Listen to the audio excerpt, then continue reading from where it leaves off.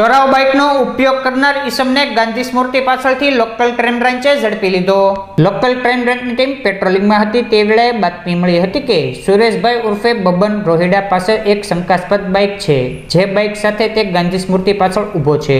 જે બાતમીના આધારે એલસીબીની ટીમે દોડી જઈ સુરેશભાઈ રોહિડા પાસે રહેલા બાઇકના આધાર પુરાવા માંગતા મળી આવ્યા ન હતા અને આ બાઇક તેના મિત્ર રાજેશભાઈ ઉર્ફે રવિ મોહનભાઈ પારવાણી પાસેથી ₹9,000માં ખરીદી હોવાની જણાવતા પોલીસે બાઇક સાથે સુરેશભાઈ રોહિડાની અટકાયત કરી આગળની કાર્યવાહી હાથ ધરી હતી।